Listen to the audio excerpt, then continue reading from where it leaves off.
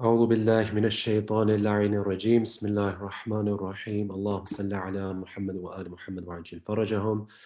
Assalamu alaikum wa rahmatullahi wa barakatuh, everyone. Thank you for joining us on this Friday evening in order to have a very timely and a very important discussion, and one that I think that we often tend to neglect for a number of reasons. But inshallah, we hope that today we are, of course, joined by Brother Abbas Farshori, and he and I myself will, inshallah, be having an interactive discussion, which all of you can also get involved by asking your own questions and putting forward your own comments and views.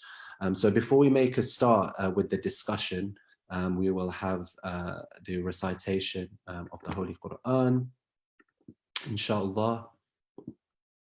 And then, of course, we will, as usual, move on to some important announcements in regards to Al-Muntazir network. Perhaps for those of you that are new to these programs, tell you a little bit about the recent projects that AMN have been involved in.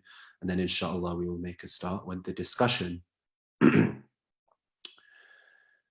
أعوذ بالله من الشيطان الرجيم بسم الله الرحمن الرحيم والفجر وليال العشر والشفع والوتر والليل إذا يسر هل في ذلك قسم لذي حجر ألم تر كيف فعل ربك بعاد إرم ذات العماد التي لم يخلق مثلها في البلاد وثمود الذين جابوا الصخر بالواد وفرعون ذي الأوتاد الذين طغوا في البلاد فأكثروا فيها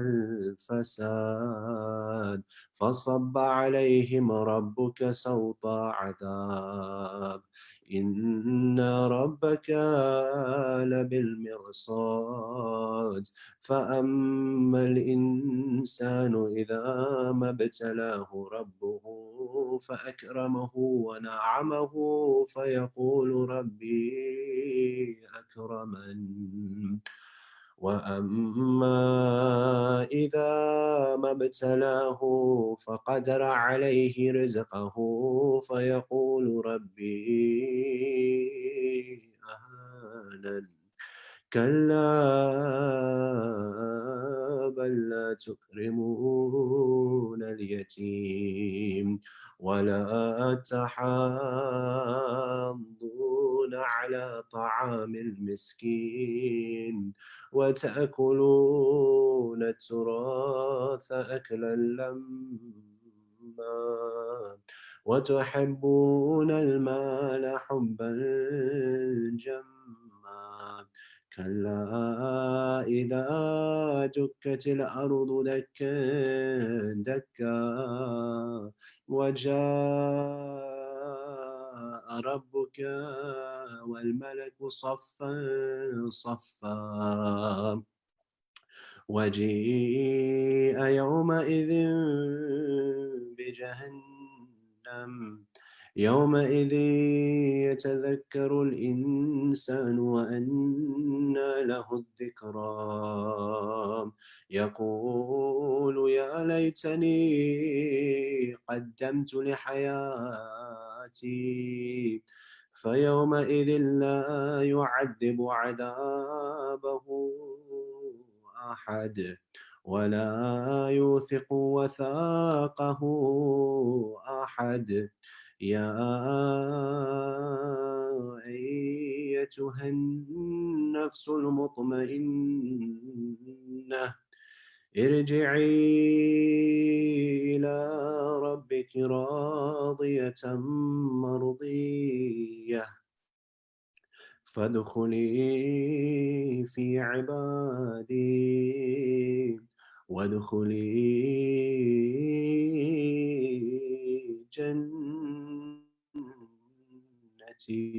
جنتي صدق الله العلي العظيم اللهم صل على محمد وآل محمد وعجل فرجهم And inshallah, before we proceed, could we please recite Surah Al-Fatiha for all of our marhumin, all of our shuhada, all of our marja'iyya that have passed away, especially for the marhumin of all of you that are present today. And inshallah, also for all of those that have passed away in the recent atrocities in Palestine, in Yemen, in Afghanistan as well, who will inshallah be discussing a little bit later today. Surah Al-Mubarakatul Fatiha. Bismillah ar-Rahman ar-Rahim. Alhamdulillah Rabbil Alameen ar-Rahman ar-Rahim. إياك نعبد وإياك نستعين اهدنا الصراط المستقيم صراط الذين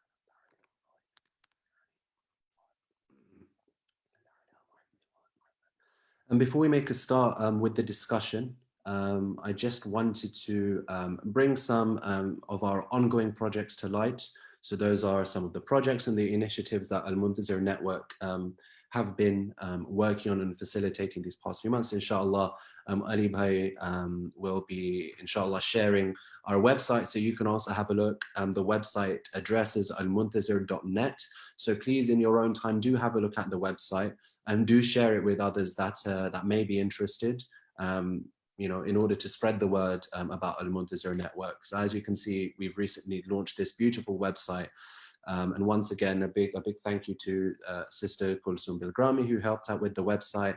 Also, of course, to Brother Muhammad Ali Rizwan, who's been the engine driving the hard work of AMN these past few months. Okay, so just to briefly summarize some of the projects that we've been having, because it has been some time since we all met together on Zoom. We had Quranic Darsa in Sha'ban and Ramadan that was organized by Brother Asad Jamil and led by Sheikh Zahid Jafri. And mashallah, throughout these few weeks, the group completed the entire Holy Quran. So inshallah, we pray that the thawab of that goes to all of our marhameen. We've also had the AMN Manqabat Academy, which is led and project managed by Sister Elia Zaidi and her husband, Brother Wasif Mehdi. So the Manqabat Academy was established about 1 year ago, and mashallah, now we've grown exponentially. And this term alone, we've had around 50 signups from the UK, America, Canada, the UAE, Pakistan, and elsewhere. And we're, you know, greatly supported by 6 reciters that try and teach those that would like to learn the art of Manqabat al-Noha Khani. So we've just started the new term.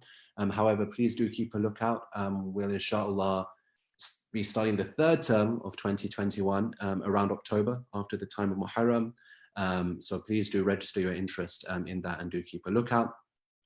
I think quite linked to the Manqabat Academy, we also have the AMN Young Azadar program, which is led by Sister Nasheed Raza. So this gives many of the children that are in the academy the opportunity to hone in their skills in, you know, an online majalis setting, to learn what a majlis looks like from top to bottom. And so far this year, we've had 13 children, mashallah, that have enrolled in the majalis and milad programs this year, which have spanned 13th Rajab, the Milad in Sha'ban, and also in Ramadan, so the Milad of Imam Hassan alayhi salam, the Shahadat of Imam Ali alayhi salam, and more recently, the Shahadat of Imam Ja'far as-Sadiq alayhi salam. So as usual, please do keep a lookout for that.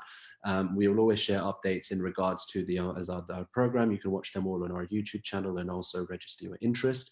Sister Nasheed has also led the STEM club, so science, technology, engineering, and maths, if I've remembered that correctly, and which has been running successfully once a month since March of this year, and is open to 7 to 11-year-olds. And mashallah, we've seen some amazing projects created by our young STEMists, and this 5-month course, which is facilitated by Sister Maryam Bilgrami as well, who's a medical student, and others as well, will come to an end in July. And in August, we'll be announcing the winner of the program, who has produced the best and most innovative project. So it's great to see that, you know, we're trying to also inculcate, you know, education and exposure to these different forms of science. Alhamdulillah. And on top of that, we've also started a politics club, which again is open to, you know, children around that age, but a little bit older. I think mainly 12 to 16-year-olds we've got. That's been led by myself and Sister Kulsum Bilgrami, and mashallah, 12 children have registered for that. So far, we've had 3 sessions. And a lot of what we'll discuss today is very much what we try and encourage the kids to think independently about a lot of these atrocities that are affecting Muslims all around the world. So alhamdulillah, we've got this platform. Al-Muntazir Network Quran Stories, which is led by Sister Israr Bilgrami. So we've been running this since January. So myself and Brother Abbas have been leading on this. We've had 16 children throughout this program, aged 8 to 15. And we recently, you might have seen the images a few days ago, held a garden party for all of them, which was lovely to see. So teaching them, and Brother Abbas obviously leads on this in terms of teaching them the stories of the prophets mentioned in the Holy Quran. So in order to bring our children closer to the Quran. And last but not least, the Al-Muntazir Network Library, which is also led by Sister Israr. So that's open to children aged 3 to 11. And how that's worked is each term is for 4 months. So from January until sort of April, May. We're in the second term at the moment, and each term we have 5 parents that can register, and we have a collection of books from Kisa Kids.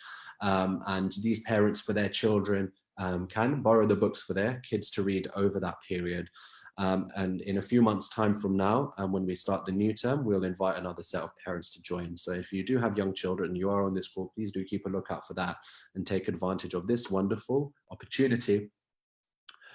So now in terms of fundraising, and I know Abbas is sitting there very intently, probably itching to make a start. I'll try and keep it brief, but because we haven't met, I think, online since around February, so it's very important, I think, that we do acknowledge and mashallah, all of these volunteers, that have put in this amazing work, all of the names that I mentioned, also Brother Muhammad Ali Rizwan and his wife, Sister Sakina Ali, have also put in, an amazing amount of work. So inshallah, may Allah give them the tawfiq to continue to serve Al-Muntazir Network and the community in this way, inshallah. So as I said, in terms of fundraising, many of you might have remembered that we held a fundraiser in February. So we had a range of tabarrukat that were auctioned off, that were very kindly donated by my father, Mr. Mohsin Ukka. And alhamdulillah, throughout that session, we were able to raise a total of around £2,500, alhamdulillah, all of which have gone towards Al-Muntazir Network in order to facilitate a lot of these projects that I just mentioned. Oh, £3,000, mashallah, actually, I just saw. So alhamdulillah. So as always, please do continue to donate. We are a non-profit organization that are trying to benefit the community as much as we can. So please do donate. And we'd also like to particularly thank Al-Noor Institute, so Brother Abbas and his father, Brother Abbas Farshori, who have been leading a very, very wonderful food drive with which AMN have collaborated. I did share earlier today that many of our kids on the Quran Stories program have donated their own pocket money towards this wonderful cause.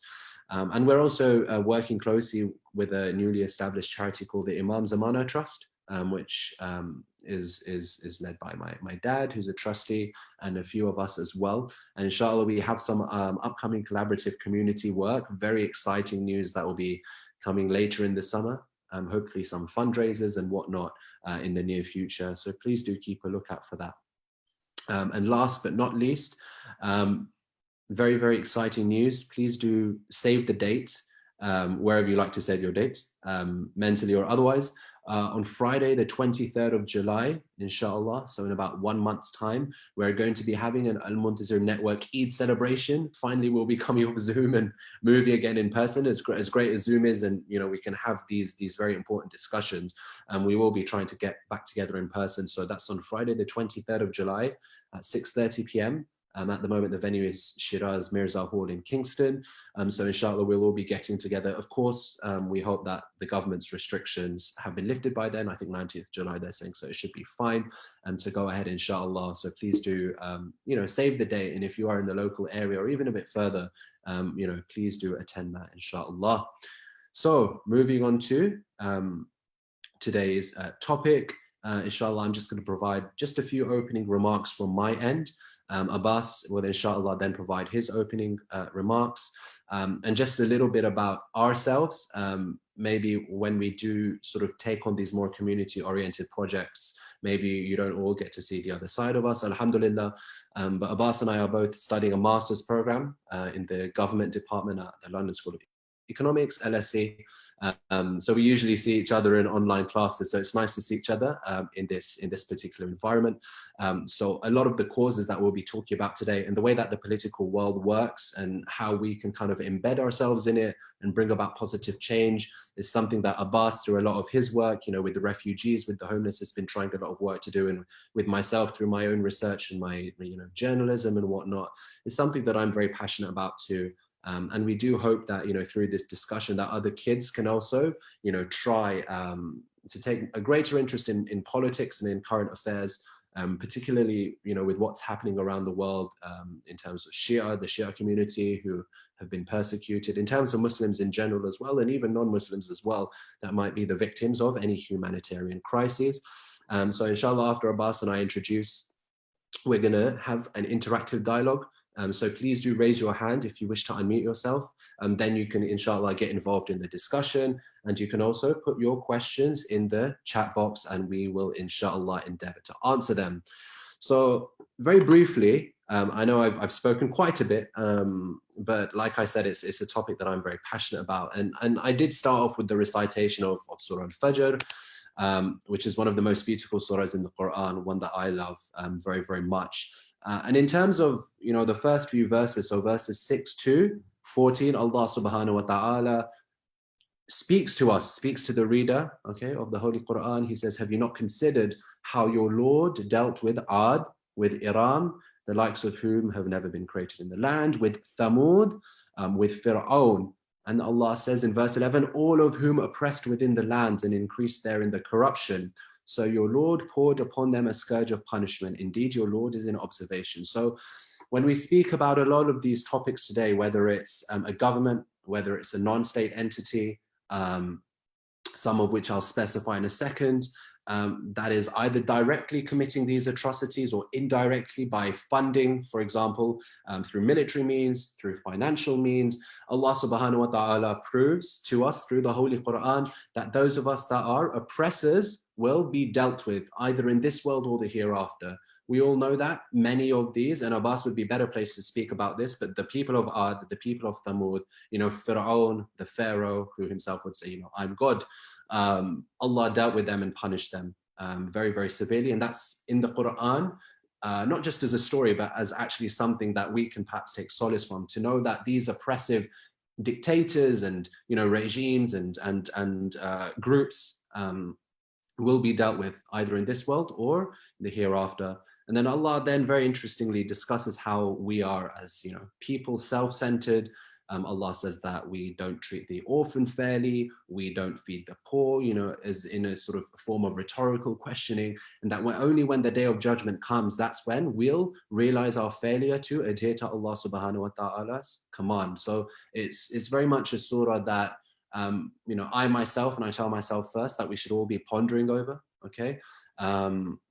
In order to self-reflect and see, am I just sitting here, not doing anything, not giving charity, not helping out the poor, not helping out the orphans, not speaking out for their rights? Am I very happy sitting here in South London, not doing anything and saying, inshallah, Allah will look after them, or, their governments or whatever, right? Allah is telling us that we also have a responsibility in order to support those in need, whether they're on our doorstep, those homeless people that, for example, Al-Nur support, that charities like Imam Zamana Trust, support around the world, or anyone else. Okay, we can always make a change. To say that we're just sitting here, that governments make all the decisions, we can't make any change. If the great revolutionaries throughout history, like Ayatollah Khomeini, for example, if he thought like that, we wouldn't have had this revolutionary fervor that overthrew the Shah of Iran, for example. And here you can see where a lot of my passion for history and politics comes in, and maybe something we can, inshallah, bring out a little bit. So I just wanted to provide a few statistics so that we know what it is that we're dealing with, what it is that's currently going on in the world, and then Abbas will, inshallah, be able to provide a more analytical perspective. So firstly, as we know, there's been a recent escalation in tensions in Palestine. So around from 8th, 9th of May, for 11 days, we saw a bombardment of Gaza by the Israeli regime, in which 230 people at least were killed. At least 70 of these were children. And the youngest of these children was only 6 months old. And very often you saw that there were, for example, airstrikes, on a community, on a hospital, on a school that would kill 4 or 5 or 6 people from one family. There it's not like, a lot of the people are very crammed. Gaza is such a small piece of land, right? It's the most densely populated piece of land in the world, and it's got 2 million people in it. So, when an airstrike hits, people are going to die in big numbers. We've also seen in Afghanistan, and by the way, it's no surprise that people, governments and groups tend to attack in Shahr Ramadan. So in Afghanistan, on the 8th of May, which was towards the end of Shahr Ramadan, we saw, unfortunately, and very, very tragically, a series of bombings outside the Sayyid al-Shuhada school in the Shia neighborhood of Dasht-e-Barchi in Kabul. And this neighborhood mainly populated by ethnic Hazaras who are also Shia. At least 85 people were killed, and predominantly they were schoolgirls aged 11 to 15. And almost 150 people were injured. And one of the affiliates of ISIS claims to have carried out this attack, and the Taliban as well have been very much, these past number of years, sort of 20, 25 years since they took power in the wake of the Afghan civil war, they have embarked on this campaign of ethnic cleansing against Shias especially, but also against others as well. And finally, I would like to bring up Yemen, which is currently the world's worst humanitarian catastrophe. About 80% of Yemen's population of 24 million people are in urgent need of humanitarian assistance, and an estimated 2 million children are acutely malnourished, which is just shocking. If you consider the number of children that, say, there are a few, 3, 4, 5 million children, a very large proportion of these 2 million children are acutely malnourished. And I believe the UN have said that if the situation doesn't dissipate in the next few months, Yemen will have or suffer the worst famine that mankind has experienced in the last 100 years. That's going back to the First World War. That is a very long time ago, right? And I'm sure none of us or our family members were even born then. So that's ridiculous to sort of think about. And obviously you also see in China with the oppression of our Uyghur brothers and sisters, with this ongoing civil war in Syria that's been going on for 10 years and doesn't seem to be stopping anytime soon. You see the persecution of Muslims in Kashmir by the Modi regime. You've seen what's happened in Myanmar to the Rohingyas, right? And the ethnic cleansing and forced displacement of the Rohingya population in Myanmar, or Burma, as some of us call it. So this is what we're currently working with. And Abbas, who I'll now hand over to, will inshallah speak a little bit about what our Aqidah says in terms of combating these problems and what our duty and our responsibility is in order to solve these crises that we are currently experiencing. So inshallah, I'd like to now hand over to Brother Abbas. Farshori, thank you very much for joining us, Brother Abbas. Thank you. Thank you so much, Kazim. Thank you for the introduction. Super helpful. أعوذ بالله من الشيطان الرجيم. بسم الله الرحمن الرحيم. الحمد لله رب العالمين وصلى الله على سيدنا مولانا حبيب الله العالمين أبو القاسم المصطفى محمد اللهم صل على محمد وعلى آل بيته الطيبين الطاهرين المعصومين المظلومين ولعنة الله على القوم الظالمين من الأولين والآخرين. Inshallah. Assalamu alaikum to everyone. Assalamu alaikum to all of you. Thank you for tuning into this program. It's so important that we have it, and I thank Al-Muntazir Network for being perceptive enough to decide to structure it in this way. So inshallah we can all, benefit from this topic. About 9 years ago, a scholar in Saudi Arabia, whose name means the tiger, is arrested. And he's arrested under the charge of misleading and causing revolt in the land, and put into prison, along with many other Shi'i activists in Saudi Arabia, in the Qatif and Hijaz region, to be later assassinated via execution. A few years later, in Nigeria, another scholar with a very different story also gets arrested in 2016. His claim is that he has led a movement in this country which has seen the number of Shia grow from 0 to 3 million in about 2 generations. And for this reason, he's arrested. 6 of his children are killed in front of him, more are arrested, and he too is arrested and beaten. In between this time period, the Arab Spring has erupted, and the people of Bahrain decide that they will try as well. But unlike in Tunisia and Egypt and other countries where they had at least some initial success, the Bahraini regime, with the support of the West and Saudi Arabia and a massive coalition when well funded, extends itself to not only try to destroy this movement, but target and expel individuals who are its leaders, knowing which school they go to, which jobs they participate in, and what their civil engagement is in. During this time in Iraq, we see a continuation of the oppression of the Mu'mineen, which has begun generations ago. This time, a new force arrives in this land claiming to make a new state. And one of their core tenets and features of this state is the destruction of the Shi'i people, the destruction of the shrines of the Imams of Ahlul Bayt, and any companions who seem to be favorable towards the thinking of Ahlul Bayt. And so they target military generals in the Spiker massacre. They march towards Najaf, Al-Ashraf, and they go into Syria to march towards Sayyidah Zainab sallallahu alayha, hoping to attack the people there. As this is extending, we then zoom out and look at the wider region. We see individuals targeted in different countries which seem to have a common theme. A revert in Egypt who became a scholar who attacked the Salafi doctrine is not only attacked and assassinated, but his body is paraded around the town of Cairo. In Pakistan, one of the most celebrated professors, academics, and poets of our community is watched, observed, and targeted on his way to work, killed in cold blood. During this time, a state which had no existence over 100 years ago extends itself increasingly, attacking the people of Palestine, the people of Gaza, the people in the surrounding regions, and pushes northwards where the Mu'mineen of South Lebanon resist. And during this time, we then see the most diabolical airstrike regime which transforms the land of Yemen into a humanitarian disaster, the greatest catastrophe that we are seeing in front of our eyes in a matter of years.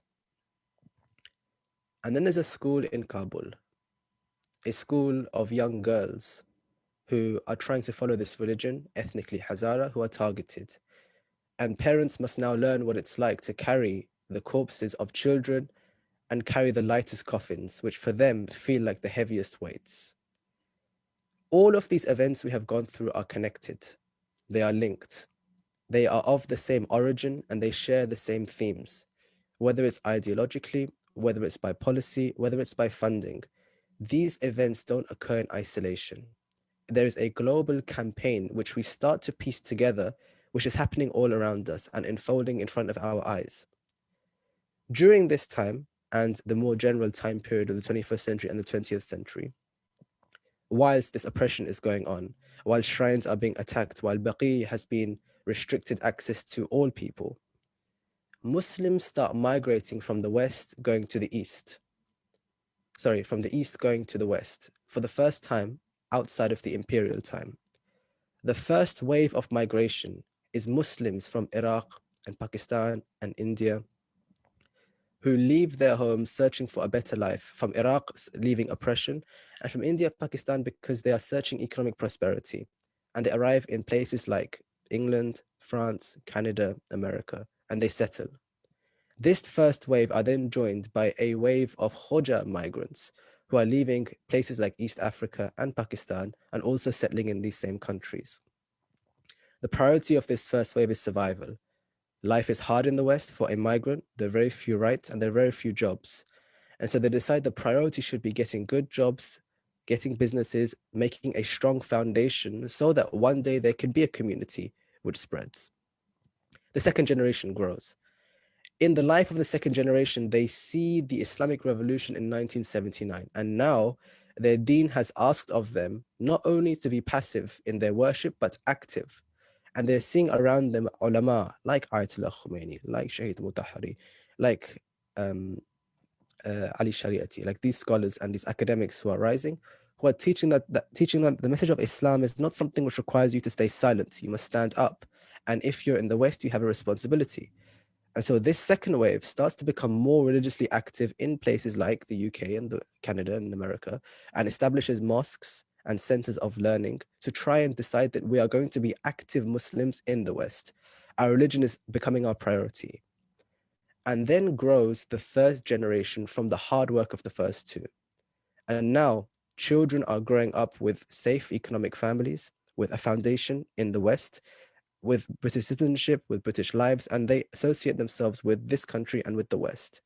And now they ask the question, the most important question, which is when I look at these systemic problems facing my people around the world, when I look at the example of Sheikh Nimr, of Sheikh Zagzaki, of the Bahraini people, when I look at the martyrdom of Sibta Ja'far, Shaheed, of Sheikh Hassan Shahata, when I see what's happening in Palestine, when I see what's happening in Lebanon, when I see what's happening in Yemen, when I see what's happening in Iraq, in Syria, in Iran, and in Afghanistan and Pakistan and Kashmir, what becomes my responsibility? This question, which now we're able to ask, only occurs because we have the ability and we have our survival to think big. And how we answer this question is determined by where we get our answers from. What is my responsibility now in the West? What must I do when I look at these systemic issues? And here comes our topic of today, which is a Shia philosophy of activism. What does it mean to be an activist from the Shia school of thought? How does our religion help us to know how to answer these questions and create for us obligations and responsibilities which we must do in the West?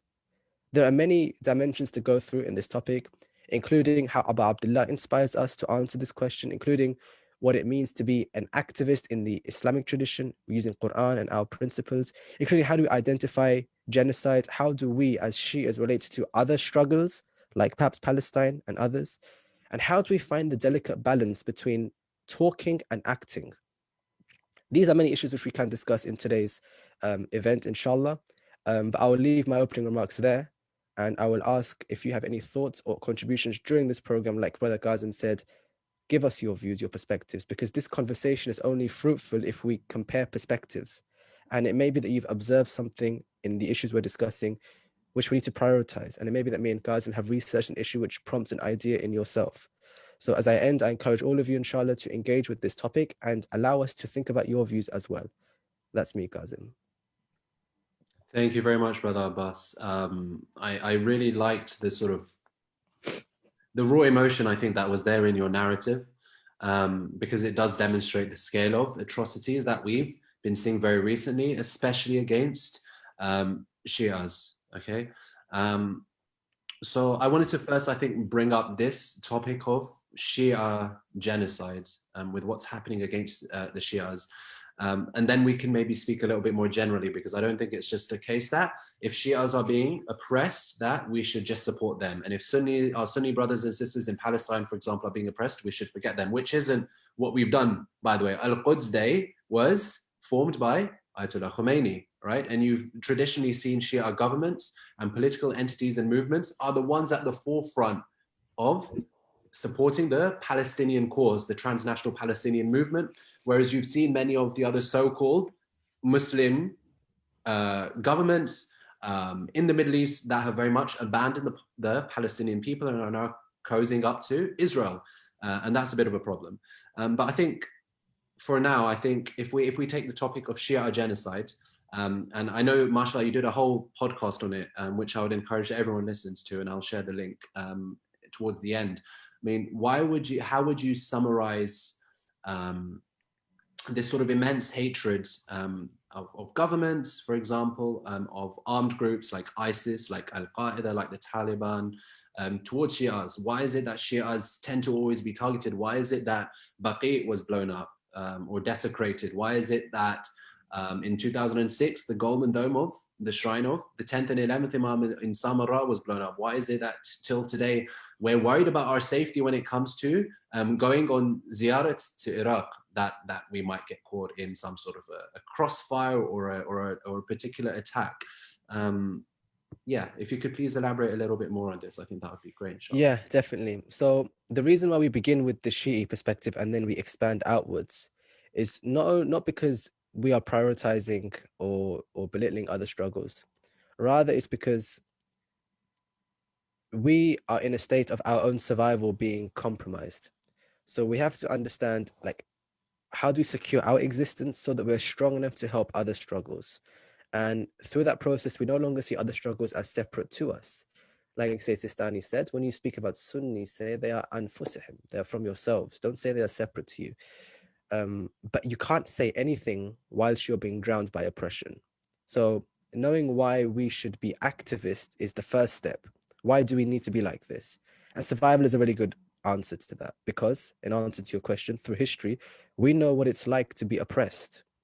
We know what it feels like. We have gone through it generation after generation. Since the death of our Holy Prophet Muhammad sallallahu alaihi wasallam, we have not had a moment of peace for Ahl al-Bayt. Days after we saw the tragedy of Sayyid Fatima sallallahu alayha, not long after we see how difficult the time of Imam Ali alayhi salam becomes during the Khilafah of others, the oppression of Shi'as which happens during that time. For example, Abu Dharr al-Ghafari, who is expelled in front of the eyes of the Imam, one of the closest companions who is oppressed in this way.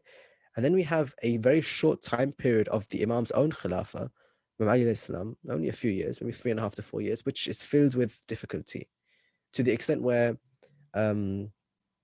the community comes together to oppress him and his followers. They all come together to cut ties from him.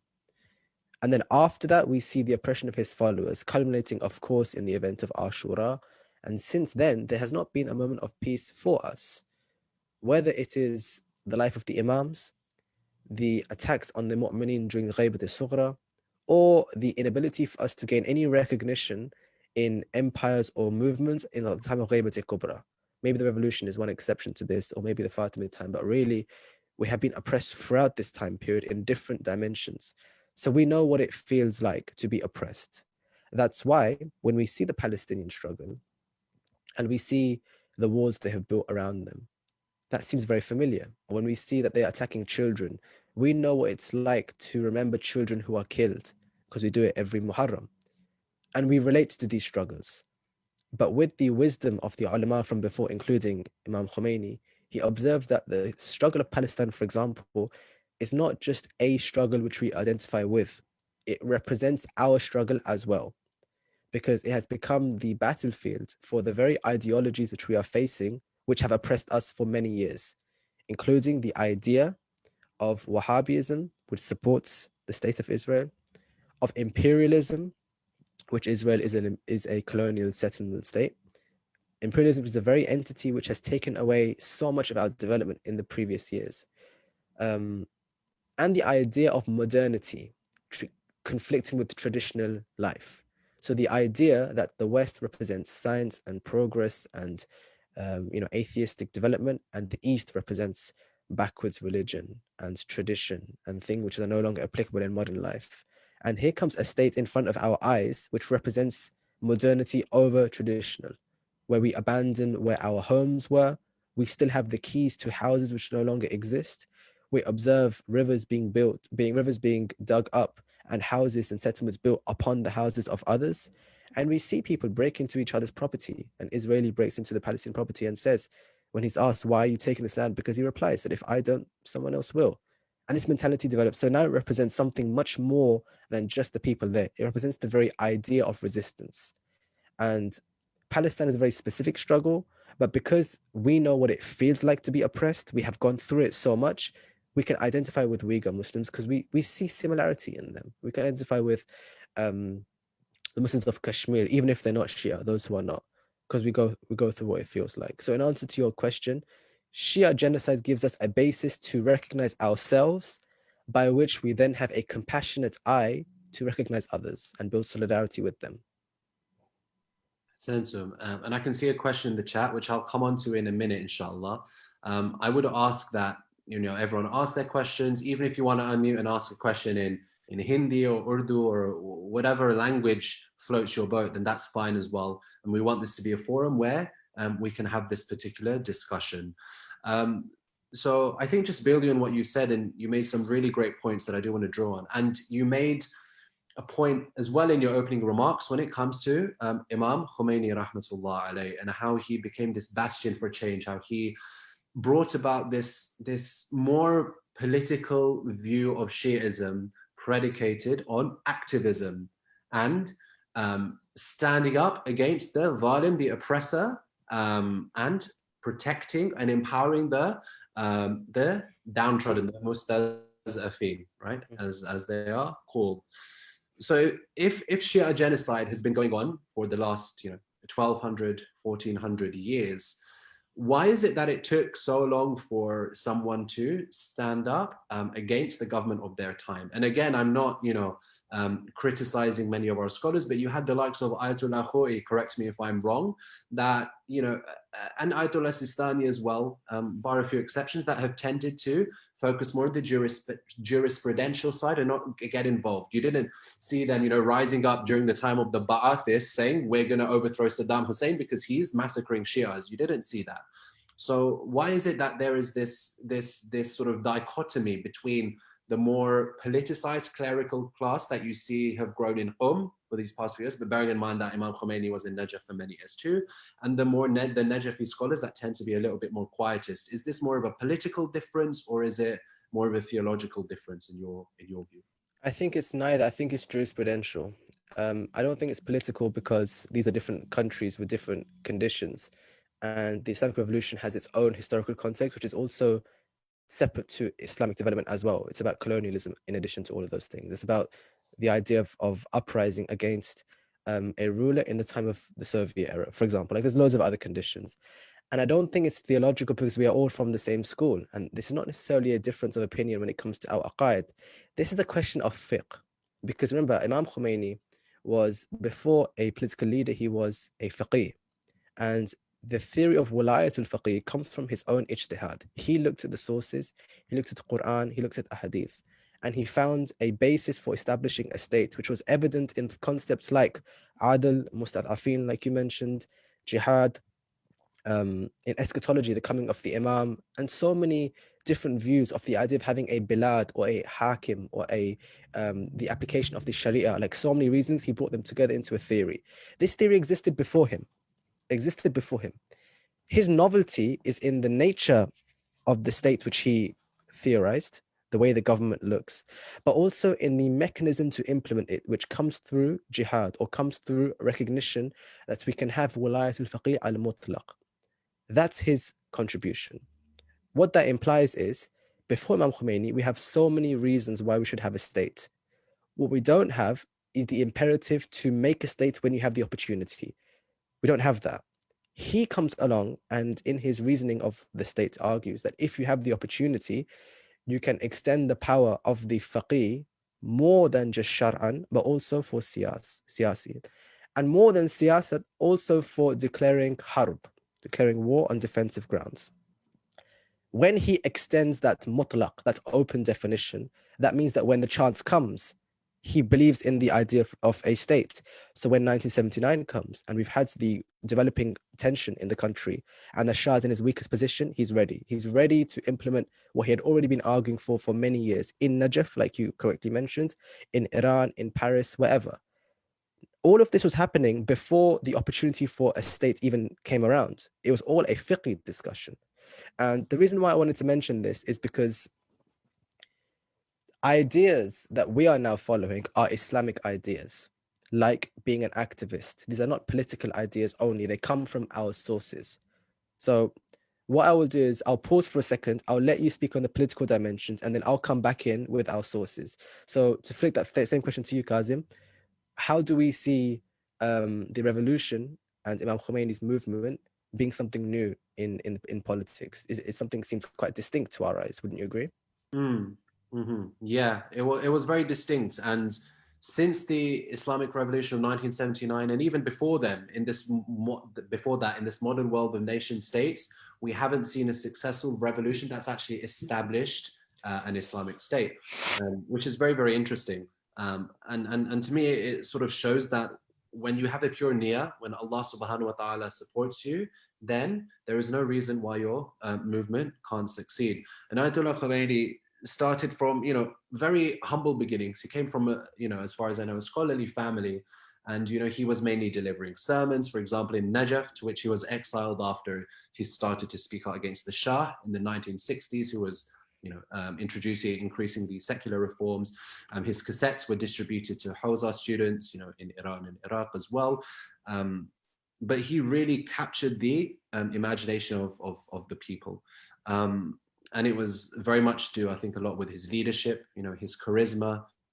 And we often forget that around the time of the revolution, there's this iconic image of him coming off this Air France plane in Tehran in February 1979, after the Shah had abdicated, to take over the position as the leader of Iran. And he was so frail, he was pushing 80 years old. When he died about 9 years after the revolution, 10 years after the revolution, he was pushing 90. But he clearly was on this mission, and Allah subhanahu wa ta'ala supported him. And since then, we've seen the likes of Sheikh Zakzaki, Ayatollah Nimr, both of whom have been very heavily persecuted. So Sheikh Zakzaki, many of his sons have been killed. He's been very badly injured. Of course, Ayatollah Nimr in 2016 was executed by the Saudi regime. So he's brought about this change in Shi'ism, which Vali Nasser, who's a very prominent scholar in this area, he's written an amazing book called The Shia Revival. And I know, Abbas, you and I were discussing that, and some of the views that he makes are perhaps quite, or that he possesses are maybe quite Orientalist, very, very westernized, but nevertheless, I think it's a good overview. So The Shia Revival by Vali Nasser is a book that I'd highly recommend. And he shows how Ayatollah Khomeini brought about this seismic change, where Shias in Iraq, in Iran, in Saudi Arabia, in Bahrain, in Lebanon, we had with the creation of Hezbollah. And it's weird. Now, you see, Hezbollah having been designated as a terrorist organization, and you can't even speak about them anymore. But we're talking from an academic perspective, right? That this brought about this change in Shiism that we've seen in the past 40 or 50 years. I think before that, and this is maybe again coming back to you, that to me, it does depend quite a bit on the political circumstances, in the sense that, Shias make up 99% or whatever of the Iranian population. And that clearly facilitated change. There was the weaknesses of the Shah's leadership as well. So I think, even to me, and this is something I'll put back to you, that we saw with Imam Hussein being this revolutionary that stood up against Yazid, but you had other Imams like Imam Ja'far as-Sadiq alayhi salam, who, as far as I know, brought in the implementation of taqiyya, who was very much focused on, university education, for example. So I mean, when we look at the distinguishing, for example, Iran and Iraq and the different political circumstances there, could you also say that the time of Imam Hussein, for example, and Imam Hassan was very different to Imam Sadiq and the Imams that followed him, those that were during the time of the Abbasids, who were particularly violent towards Shias? Is that a view that you would sort of subscribe to, or do you have anything else to add in regards to that? Yeah, so I think in order to speak about the Imamate period, let's take a step back from the revolution for a moment, and let's take a step back from application, so we can just look at the Imams themselves. And then we can see how Imam Khomeini spoke about them, or how other movements referred back to them, okay? What you're mentioning, Kazim, goes back to a distinction people say between the Hassani and Husseini approach. What they say is that when the Holy Prophet said that in that narration, that my sons Hassan and Hussein are Imams, whether they sit or stand, people say this interpretation is whether or not they are doing the Hassani approach, which is conciliation, sulh, patience, teaching, education, with the Imams will do later. They have that approach. That's one. And the Husseini approach is another, where you have uprising, you have jihad, you have war, you have conflict, you have fighting, which we don't see the Imams do that much. And obviously, Abu Abdullah is not a man who's invading places, he is defending himself. But the point we're making is he did raise his sword, whereas other Imams did not in the same way. So what they say is you have two approaches, Hassani and Husseini approach. In the Husseini approach, we have Abu Abdullah, and arguably we have Amir al-Mu'mineen in his time. But then in the Hassani approach is the majority of the Imams. The Imams, Imam Baqir and Sadiq, in their education, in the way that they were teaching. Imam Zayn al-Abidin, after Karbala, that he didn't join the movements of the Tawabin after. Like he focused on dua and education. And then we have Imam Rida alayhi salam, who when he gets a level of political power, he doesn't use it to usurp the Khalifa and take control. He uses it to teach about wilaya and establish Islam from the voice of Khilafah in a different way. And then you have the future Imams who are in taqiyya, like you mentioned, and we have this underground network the wakala system, in which now the imams are no longer openly calling for jihad, but they are guiding the ummah through a series of representatives, so that when our imam al-dhuhur comes, we are used to the idea that you go to a representative of the imam and not the imam himself. So this transition, some people say this is linked to politics because the Husseini approach is the activist approach, and the revolution of Iran and all these things. The Hassani approach is the calm, silent taqiyya. However, in many ways, the Husseini approach is as wise as the Hassani approach, and the Hassani approach is as revolutionary as the Husseini approach. It just depends on the circumstance of which method does the Imam need for Islam to survive. So if Islam needs us to be in taqiyya or do conciliation or sign a peace treaty or accept living under governments which are taghut in our eyes, if that's how Islam needs to survive, then it requires great courage and bravery to not just follow our emotion and make a movement which the Imams would not agree with.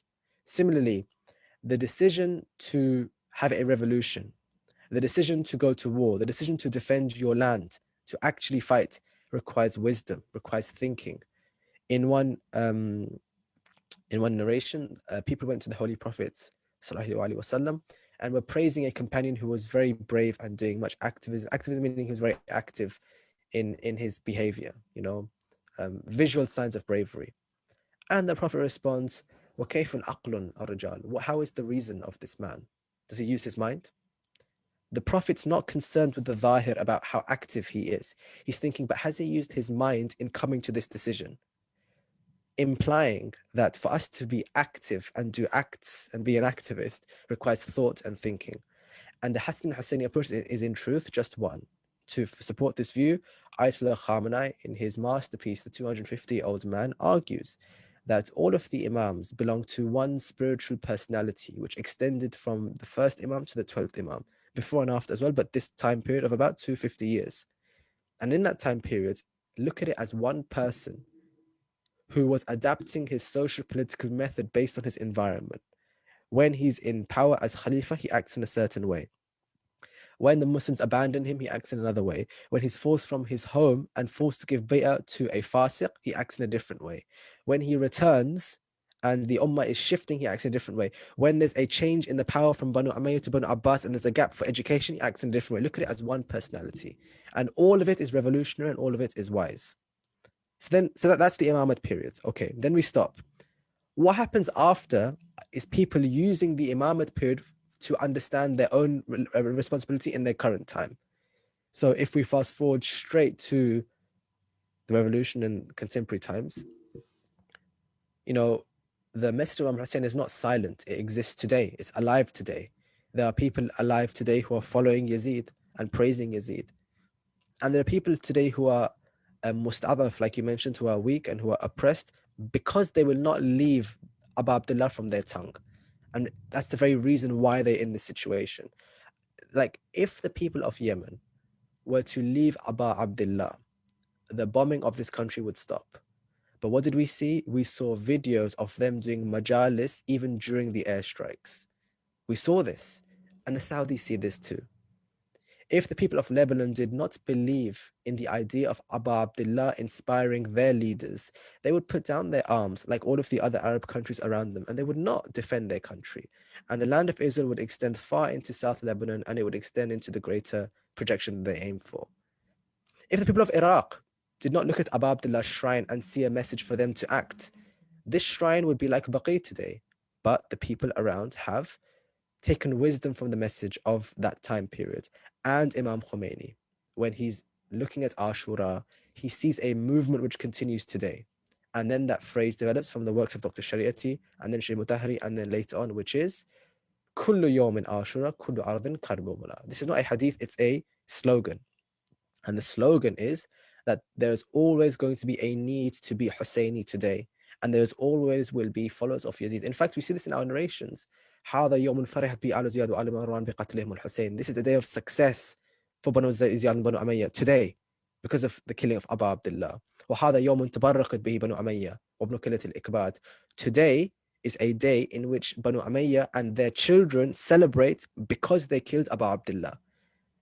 Evidence of this, the same Kaaba which Abu Abdullah went to proclaim his wilayat is now in the hands of those who deny him and favor Yazid over him, and will openly say this. And those who don't openly say it, they believe it in their aqidah, that we cannot judge between them, or we choose Yazid over Abu Abdullah. Na'udhu billah. Like we see, this is happening around us now. And we only have this awakened approach because of the spirits given to us by the revolution. So in to conclude my answer, in the imamate period, we see what it means to apply wisdom in taking stances and adapting to different situations to know what does Islam require of you. And Shi'i after this looked back at this time period and saw our imams being dynamic in their stances, sometimes doing sulh, sometimes doing jihad, and said that we need to act like this too. And this inspired movements, but it also inspires us to be activists. And I hope later as we develop, we can start thinking what's my own individual responsibility, and we can transition from looking at states to looking at individuals, because I believe in the West, this is where our solution lies. But that is my answer to that question, Kazim. No, definitely. And I think, particularly the point you made about the Shia communities in the Middle East, right? These past few years, right, since Daesh, ISIS, ISIL, whatever you want to call them, right? Around that time they were formed, a lot of their ideologues and their leaders, they said that we're going to march into Karbala and Najaf and destroy your shrines and kill all of your people. And we saw this, right, in the 1800s with the first or second Saudi movement, where they pillaged Karbala and they killed, I think, around 5,000 people. We saw it with Baqi, and we saw it again. Yet Shias have such a love in our heart for Imam Hussein that even when there is a threat of death, we still say, Labbaik ya Hussein, and we go for ziyarah to his shrine. So I feel like as Shias, alhamdulillah, we have such a strong, fire and passion in our heart. And there is the hadith from the Prophet that I can't remember exactly, but it's that there is the fire in the heart of the believer, this love for Imam Hussein that will never diminish.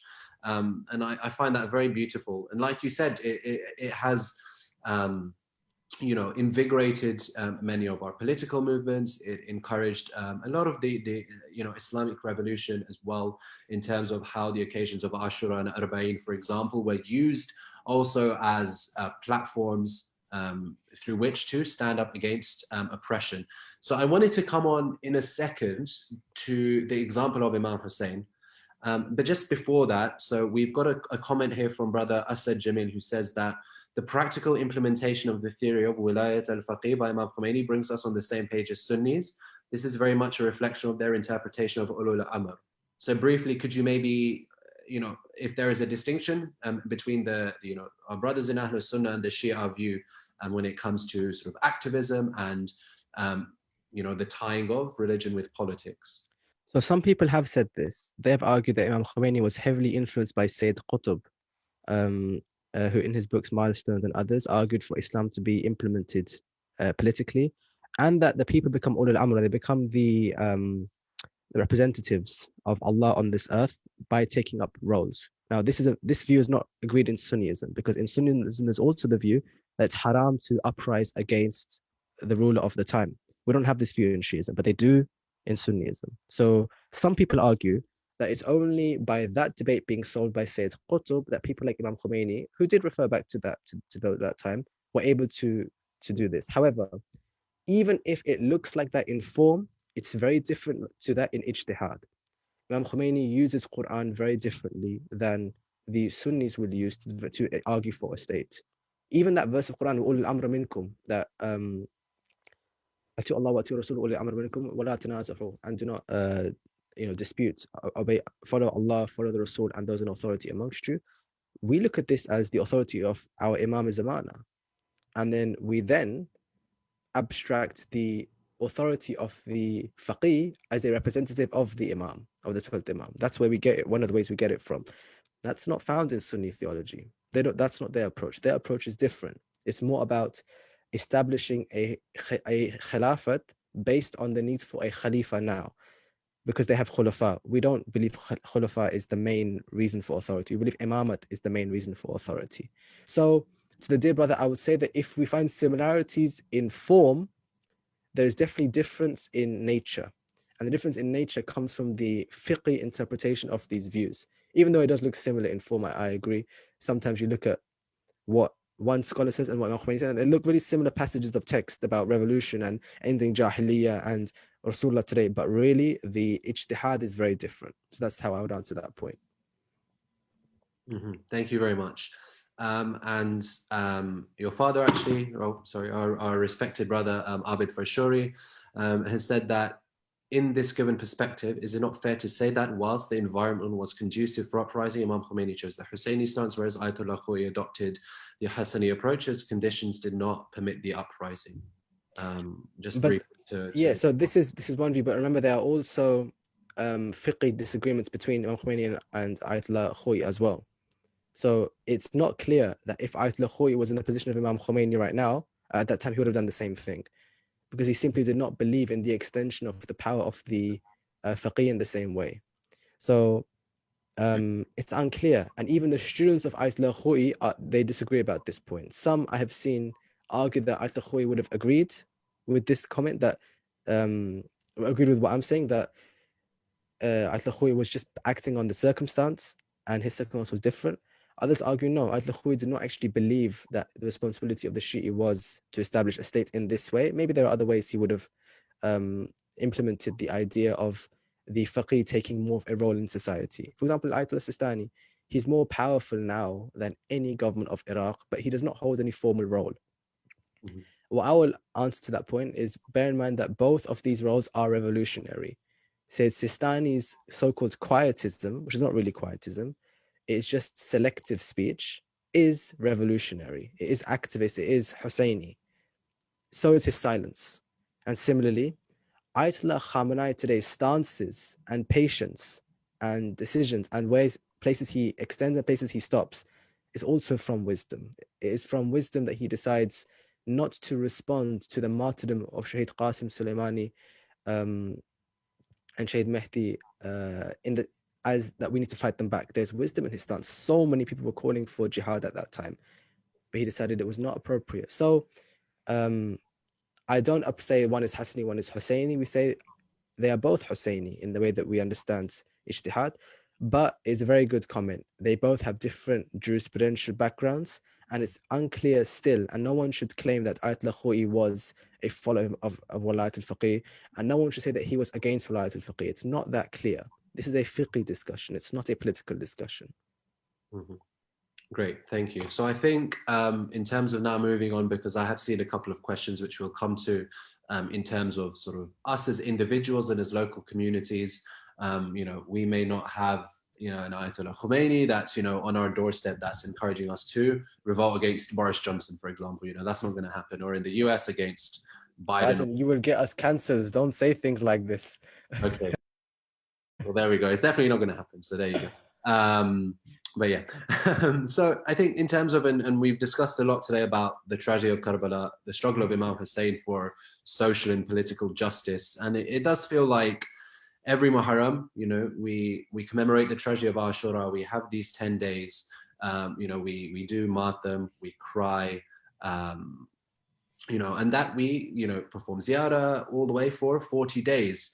But often it can feel, and I tell myself first, that we often come away from this thinking of this as a historical thing, crying because of the, for example, the thawab that we're going to gain, right? From a lot of this, and this promise that we have to, there's this line of poetry, the slogan, Abad, Wallah ya Zahra man insa Husseina, that, oh Bibi Fatima, that we're not going to forget the tragedy of your son Hussein.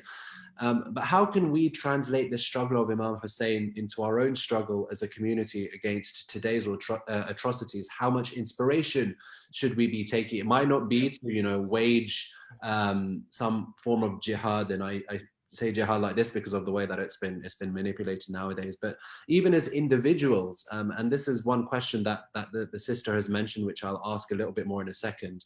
How can we, when we say kullu yawmin ashura, kullu arudin karbala, how can we implement that in our own daily lives when we see what's going on around us? So I definitely agree that we need to take inspiration from Abu Abdullah for this, because if it's true that kullu yawmin ashura kullu arudin karbala in terms of a slogan, it's also true that la yawm yawmaka ya Abu Abdullah, as Imam al-Hassan says to Imam al-Hussein on his deathbed, there's no day like your day, ya Hussein, ya Abu Abdullah, which implies that whatever we're going to learn now, we have to get it from Imam Hussein in this way. And even Ayatollah Khomeini said this, that everything we have is from Ashura. Like, we have to go back. How we apply it to ourselves as individuals is interesting. There are so many answers to this. One is the idea of Islah and reform. That when Abu Abdullah says that I'm setting out not for rebellion and not for mischief, but Islah, Ummi Jadi Rasulullah, Ummati Jadi Rasulullah. I'm going out to reform the Ummah of my grandfather Rasulullah. We also have that same reform. We have to complete it. We have to continue it. That's one approach. Another approach is when the Imam speaks about wilaya. We have an Imam today now who we owe wilaya to. And our Imam today is the upriser, who is the one who will, who's the one who will seek revenge for the blood that was spilled on Karbala. So I have an Imam now who's linked to that struggle, and I've got to go back. And there are many ways of linking ourselves back to that time.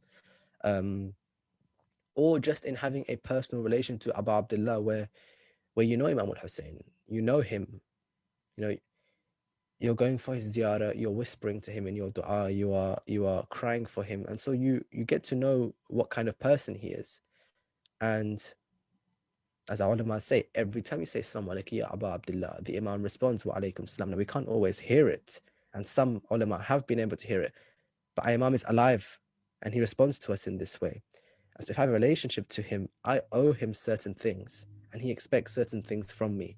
This is a dynamic relationship, just like with Imam of our time, or the Imam of our time is on this earth now. So it's a lot more direct, even though there's ghaiba. But with Abu Abdullah and with the Ashab and the Shuhada of Karbala, I should have a relationship where I know them and where I feel like they see me in my honest form.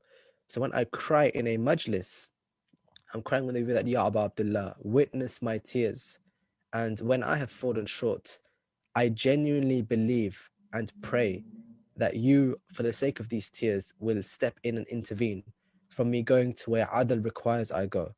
And rather you will supplicate for me that I receive raham. Like, these are dynamic ways of looking at it. Here's one way that I would like to add to these points about being an activist.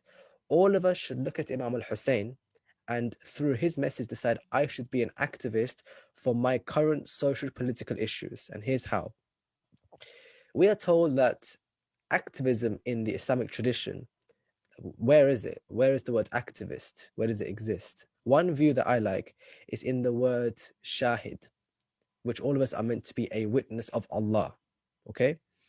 Sheikh Shumali argues that wise activism means that when you are a shahid of Allah, where you witness Allah, you acknowledge Him, when other people recognize that you are one who witnesses Allah, that's what we call activism.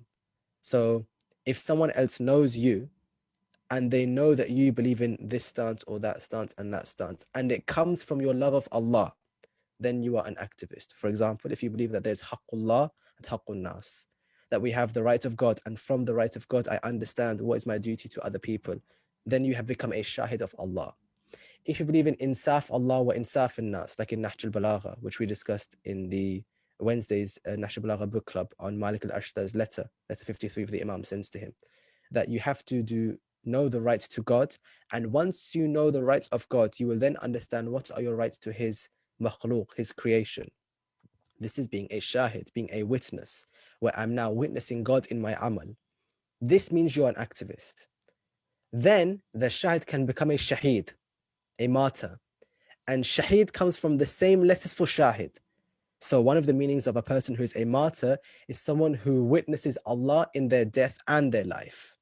This is why Dr. Shariati says that a shaheed is the one whose blood becomes a witness of Allah. That's a shaheed.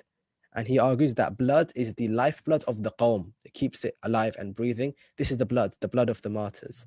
This is such a good template for us. That if I'm looking at Abu Abdullah, who is the first shaheed, the main shaheed, the shaheed Sayyid al-Shuhada, I recognize that in him. I say, Abu Abdullah, I bear witness that you witnessed Allah.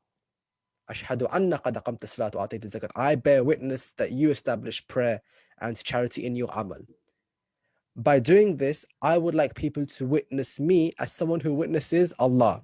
Maybe it's because I serve at a mawqib on the Arba'in Julus. Maybe it's because I recite poetry for Abu Abdullah. Maybe it's because I donate to homeless people or volunteer in a hospital, or I'm kind to my neighbors. If people look at my amal salih and linking back to my rights to Allah, I've become a shahid.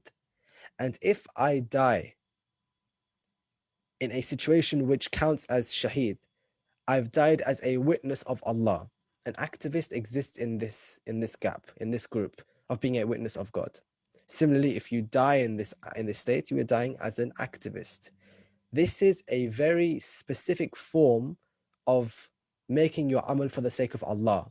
Because what it means, and this is really important, if any of us are engaging in social political activities, if we're calling for change, if we're doing anything, writing to your MP or going to the food drive, any of this stuff, I have to question, where did I get that niyyah from? That niyyah needs to be from Allah. It can't be because the Conservative Party, I'm opposing them, or because I studied liberalism in school, or because I'm a socialist and I believe in supporting socialist countries. I can't use that as my, those things can be true, but that can't be my niyyat. My niyyat must be Allah, because then my amal is linked back to Him. If my amal is linked back to Him, then as Imam Sadiq says, be in such a way that people should look at you and see you as an ornament for us, not a disgrace for us. Laysa dhilla, and you're not a disgrace to us, you are an ornament. They look at you and they praise us. The moment this circuit is closed, where I have a niyat for Allah and amal for Allah, and people recognize this, I become an activist in any amal, even in worship, even in prayer, worship in the narrow sense, in literally praying. You become a shahid of Allah. And if you're establishing prayer in another country, same thing. Migrating to a new country, you become shahid of Allah. This is activism. All of us can learn from Abu Abdullah in doing this for ourselves. That Imam al-Hussein was the shahid of Allah, and I bear witness he did everything for God. Let me be like that, where my niyat is for Allah. And the moment one other person recognizes this in me, I've become a public activist. I've shown my shahada in public. And that then leads to politics and, being a shaheed and all those things.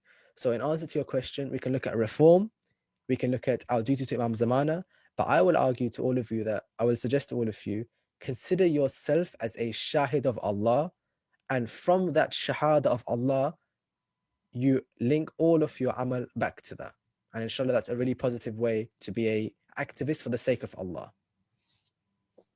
Yeah, and I received a very lovely question that sort of touches on the subject of God centricity and taqwa, in that sort of as activists, right? Our goal should always be to serve Allah subhanahu wa ta'ala and to get closer to Him, right? And I think a lot of what you mentioned in terms of how Imam Hussein was struggling for Islah, and that eventually, when you look at these very powerful stories of the Imam doing sujood on the battlefield, of the verses of Surah Fajr, which I recited at the beginning, Ya ayyatuhan nafsul mutma'inna, right? Oh, contented, oh, serene soul. I think that's very much also our goal as well, that Imam Hussein was ultimately doing everything to please Allah subhanahu wa ta'ala. Even though the way that he did things to lay his life down in battle was very different to what many of us might have to do. But I definitely think that there is a role there. There are a couple of questions here that are very important, but also maybe quite sort of pessimistic. And it's actually something that I almost tend to agree with. And I'll let you jump in as well. But firstly, as individuals, do you think that we're doing enough as individuals or as a community to voice our concerns to the wider community and the media? Surely involves ourselves, empowering ourselves with knowledge, and then being much more active on social media whenever we see Muslims and Islam being targeted. So in terms of my response to that, I think, yes, we don't seem to be doing enough. We seem to be resting on our laurels because we see that maybe we're in the West, we take the fact that we can commemorate Ashura, for example, and hold our milads and jashads and things like that. We take that for granted. We don't necessarily know what our brothers and sisters in Iraq or in Afghanistan or in Lebanon are going through and have been going through for centuries. So it seems that because we're in the West, we're very content with sort of our lives and how our lives are. I think from my perspective, I think the first step is to make yourself aware. So keeping abreast of what's going on in the world, and also speaking to your kids, not being afraid. We often have this term thrown around like, dirty politics, but that's what makes the world go around, and it's the decisions of political leaders that lead to a lot of these outcomes that we're seeing, whether they're positive or negative. It would be great if we could see more of our community, and this is what we've tried to do at AMN with the Politics Club, is to try and raise awareness and understanding and independence. So not just listening to what the media tells you, because a lot of the time we can't just rely on the media, but actually reading, around the topic, which is something I tell myself I need to do, and I've been trying to do a little bit more. And when you're doing a master's, you don't really have a choice but to read, right? Abbas knows the amount of articles and books and whatnot that our professors give us. It's difficult, but the first verse of the Quran was Bismillah ar-Rahman ar-Rahim, Iqra bismi rabbika alladhi khalaq, right? Read. And we often tend to forget that, including myself. And whilst we may often, want to push our children into these, careers as a GP or a pharmacist or an optometrist or a lawyer, and these are all very great careers and professions that society needs in order to function. I also think that we need more of our youth becoming journalists, becoming researchers, becoming academics that have such knowledge of the issue that can then gain a platform with which to inform the wider public about what's going on in Palestine, what's going on, in terms of the Shia genocide that is taking place around the world. So that's what I would say. Abbas, I don't know if you've got anything to add on that point, in terms of what we're doing, what we can do. Yeah, so what went well first, and then even better if. So for what we are doing well is we have resources and we have positive energy. So this wasn't necessarily the case. Like even within my lifetime, I've seen a change in um the number of projects we have, number of political projects, the number of Assalamu alaikum and uncle, in the political projects we have, in the organizations, in the it seems like we have more resources. And in addition to that, what we do also have is we have a very positive energy of wanting to do things. We have that energy. People no longer ask, can Islam be political? They used to ask this a lot many years ago, but I feel like we've made good progress in that discussion. When we're seeing actual governments oppress Shi'i, we get that we have to engage in politics. So that's true. What we also have is, so that's what we're doing good. What we don't have is balance and organization. So in terms of organization first, although I mentioned it second, we have Shi'i in very prominent political and influential positions right now. We have mu'minin in positions of power. We have mu'minin, some of whom are in taqiyya, in the highest level of government in the West. We have them in the United Nations, in DC, in Downing Street. They exist.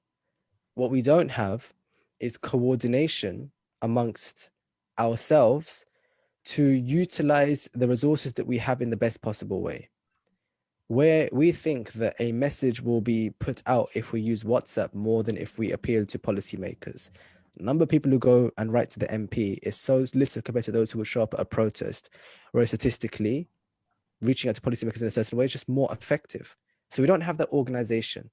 We have resources, but we have not pulled together to utilize what we have already. And like you mentioned, if we have children, we have not encouraged them for the right roles, for example. If we have some people in the right roles, we've not encouraged them to take the right stances or to link them back to the right scholars. If we have scholars who are good in certain topics and key areas, we've not made plans for our communities to know which ideas do they need now for tarbiyah, which ideas next and next and next. Ask yourself in your idara, your Husseiniya, your centers, if there is not a common theme in the scholars being invited to the center, then all of the work being done begins and ends from day 1 to 10 in Muharram. Then another speaker comes and tries his approach, and another one, and everything begins and ends in that time. Maybe I take 1 or 2 good points, but there's no project. But if I'm inviting ulama or scholars or focusing on topics and themes which serve a longer period of time, like some centers do, over 5 years, we're going to focus on this area, or we're only going to call scholars who have this approach because we want to improve this in our youth, for example. Then we have coordination. There are many examples of the coordination. Another thing we don't have is balance. So what we have, and I mentioned this in a article, a Facebook post not long ago, is an imbalance between theory and practice. So sometimes our activists, or forget activists, sometimes we are very much inclined towards Shabi Qadr, Majalis Imam al-Hussein, going on, julus, reading Quran, discussing ilm like this.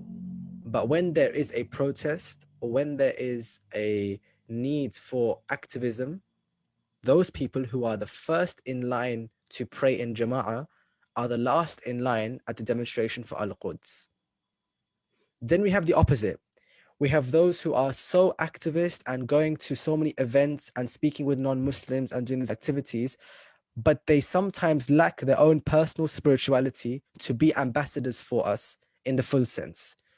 So maybe they speak for us on issues like who we should vote for in an election, but they don't speak for me when it comes to what does Imam Ali teach you about akhlaq, because you don't have it in you. We don't have that balance between theory and practice. And the truth is, and we learn this actually from Sayyidah Fatima sallallahu alayha, in the example of hers, that the one who prays the lengthiest salat, which she did during the night, is the same person who will advocate for the rights of haqq in public when the need arises. She is both our mother in worship and our mother in strength and izzah and honor. Same for Imam Ali alayhi salam. He could be considered a zahid, a man who abstained from dunya, a man of worship, and he is the lion on the battlefield, the bravest warrior who would destroy enemies with a glance, let alone a sword. One man who can do both.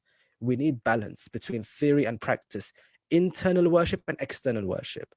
And until we get this, our activism will always be limited. Either it will be we're talking to the same people on the same WhatsApp groups in the same centers, we're not expanding outside, or those who are going outside don't represent us. So we don't see any change inside of us by them going out.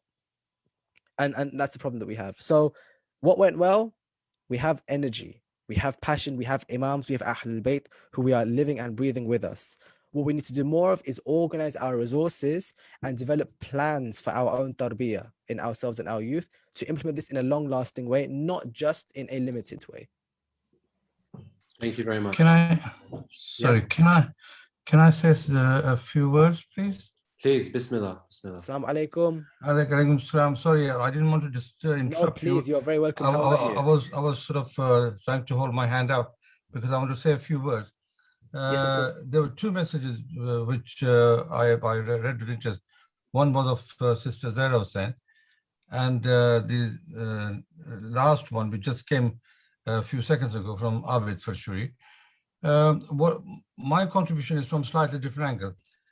Zahra's question was very sort of valid, that what are we doing as an individual or as a community? My view is there are very, very few people, a few youngsters like yourselves, who are doing a very good job of serving the community, guiding us and so on and so forth. But what we are lacking, which Abid mentioned in his message, I'll read his message. It says, we lack dynamic leadership in our community at different levels. Now, what I was going to say is not about different levels. What I was going to say is that in UK, we need a leader. We lack leadership because even in Iran, there were many ulama, marja, taqleed, and so on, but Imam Khomeini decided to take on the leadership. And the quality of a leader should be that he is selfless. And he was selfless, yet he succeeded.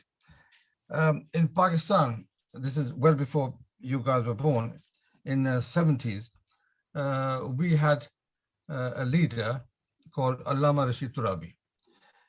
He was so powerful. He was a Zakir. He wasn't even, he didn't have any imam or anything.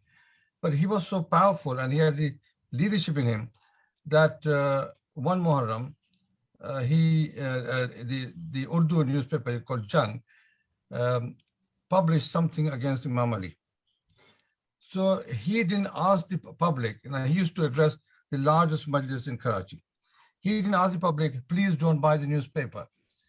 He said very authoritatively, you are not going to buy Jang newspaper from tomorrow.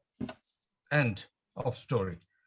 Nobody did, And within 3 or 4 days, Jang newspaper published an apology. Now, this is on one side. On the other side, I can't remember the year, but on Radio Park, on Pakistan TV, something was said which was against our Imams or Imam Ali or something against Shias. And there was a danger that people would go and attack the Radio Pakistan, Pakistan TV. So he said in his speech, which I heard recently, that we are Hussainis. We don't go setting fire to the cars. We don't go breaking the windows of the buildings. We can gather, he said, I can gather 100,000 signatures today from this majlis. So that's how we do. So he stopped, a trouble which could have happened. And on the other hand, he made the newspaper publish an apology. Basically, what I'm trying to say is that we had a leader in Pakistan. Similarly, here in UK, in Khoja community, we had a great leader called Mullah Asghar. Whatever he said, it went. Everyone followed because he was a very strong leader. You all have heard the name of Ayatollah Mohsin Hakim Tabatabai. One of his sons, Agha Mehdi Hakim Tabatabai, was in UK for a few years. Then he was martyred by Saddam. He was a leader. So basically, just giving you this background, that we need a leadership. And how do we find the leadership, and what do we do to get the leadership? We, at the moment, I mean, I'm not trying to, praise or put Maulana Ariza's name forward, but he is the president of Shia Ulama Council of Shia Ulama. Whether it is him or whoever, if we strengthen the leader, if us, the community, strengthen the leader and say, you guide us, then you, me, Kazim, whoever, we can support him, the whole community can support him, and he can guide us to do all the things that are mentioned in these messages. Because without a leader, singularly, as you all heard, it's easy to bend or break one single stick. But if there are 10 sticks together, you can't bend them.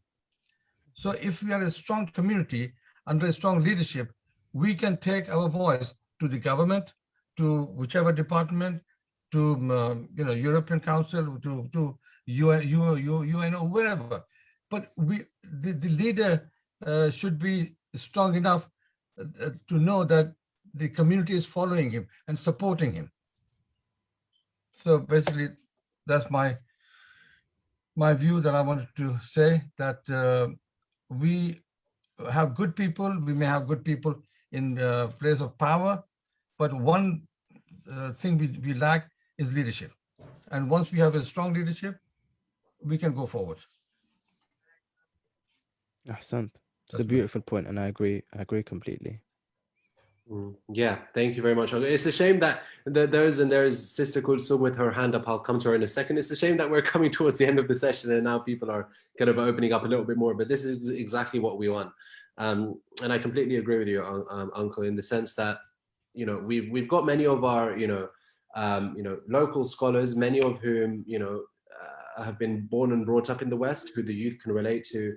They've got hundreds of thousands of followers on social media. Some, like Sheikh Azhar Nasir, Sayyid Hussein Makki, have been doing great work, in terms of raising awareness of the plight of Muslims and Shias. And many of them might be followed even, for Sheikh Azhar, I think a few days ago I was going through those that follow him. And you have many non-Shias that actually follow him that might not be necessarily aware of a lot of the issues that are going on, but they've gravitated towards him because of the fact that he's speaking about a lot of these sort of universally important issues. So I think definitely we should be using these platforms, and our scholars should continue to use these platforms, inshallah. Sister Kulsum, thank you for being so patient. I know you've got your hand raised. If you would like to ask your question or comment, please feel free to do so, inshallah. Thank you. Assalamu alaikum, Brother Kazim, Brother Abbas. Alaikum salam. I have a question, but it's sort of long-winded. So when we're trying to create change, there are sort of two avenues that we can go down. We can either look at it and work within the structures that are already here. So like on the most basic level, voting, on, you know, if you go further down that path, you know, becoming a politician, you know, working to build your career within these more important branches, you know, law and politics, etc., etc. And then there's the other avenue, which is going outside of these structures, trying to protest, you know, etc. Working with charities, things like that. Which does Islam take as the more important or the more useful avenue? Which one do you think would be, which one creates the better change? Because while working within the structures potentially allows you to work faster or to work more effectively in some ways, in other ways you end up having to curb or water down or compromise, or in order to create one good change you have to accept one bad thing. But obviously working within charity, that's not necessarily, a lot of money goes into nothing a lot of the time. So that's my question. It's such a good question, because we have some who believe that we need to take a very anti-establishment route in, which is I think what you're referring to, where we are mounting an external critique to the system and we're arguing against the system. So whether it's on the basis of Islam or in general postmodernism or anti-colonialism or anti-imperialism, like we need to come from the outside in and destroy the system and rebuild it in the right way. And some believe, no, we have to work from the inside to build our representation, build our strength, and reform from within. And both are there for the 12th Imam, that when he comes, either we've reformed these institutions for him, or we have weakened the institutions for him to replace them. وَقَدْ مَلَأْتُ الْأَرْضُ عَدْلًا. He will establish adl on the earth. We've helped him in that role. My answer to you is we have examples of both, but it depends on the individual. So if we have someone like Ali bin Yaqtin in the time of Imam al-Qad, Imam al-Rida, who is told by the Imams to go into government and do taqiyya, but help the mu'mineen from within, as far as he's allowed to, it becomes wajib for him, it becomes his obligation, that your role is to work from the inside. And it helps to have express declaration from an Imam to know that's allowed, especially if it's like Banu Abbas who are oppressing mu'mineen, or in this case, governments which are oppressing us. But as long as the individual is able to help the mu'mineen from the within, he's allowed to take that role. And we're told to ask ulama for guidance on these issues.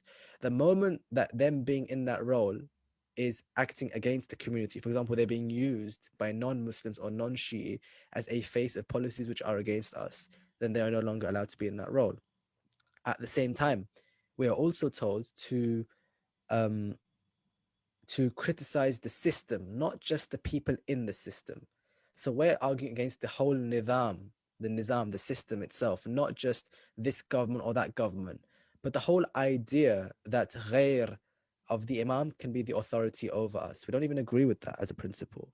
Similarly, when we speak about Abu Abdullah, we're talking about we're talking about the actual foundations of the dhulm which happened to him, not just Yazid, but who came before him, what the system was after Saqifa, and it's the whole system. So a part of the Islamic struggle is to have a systemic approach, an anti-systemic approach. But my answer to you to the system, it's such a good question, is each individual has their own responsibility based on what they can contribute. If they are able to do the first, working within the system, there is a place for that in Islam. And if they're able to do the latter of making that systemic critique, we also have an approach there. So it depends on the role of the individual, is my answer to you on that point. Santum, Brother Abbas, and thank you very much, Sister Kulsum, for that great question.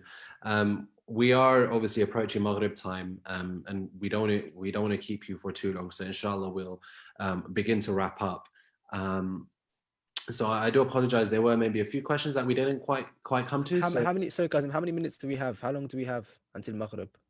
I believe it's 9:37. So we've got half an hour technically, but I'm just conscious of people's commitments. If you wish to continue the discussion. If people are engaging and they're listening, then we can continue, but not until we're at the edge. But there's a few more points I think we can go through from No problem. from No the chat. problem.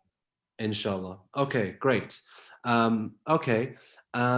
So okay, I've got so many messages. It's like trying to go through all of them could be a bit of a problem. But there was one question from Brother Ali who asked us right at the beginning. I was just sort of waiting for the right time to bring this in. So Brother Ali said, Salam, what is the Islamic viewpoint of the activists from Palestinian Action who are taking direct action on Elbit system? So I think I just checked this up. So I think they're an Israeli defense company. Often the activists are non-Muslims. Is this something Muslims should do to raise awareness of what Elbit systems are doing? So if I could just provide my viewpoint, you see many of these, large arms manufacturers from Israel, from the UK, like BAE, for example.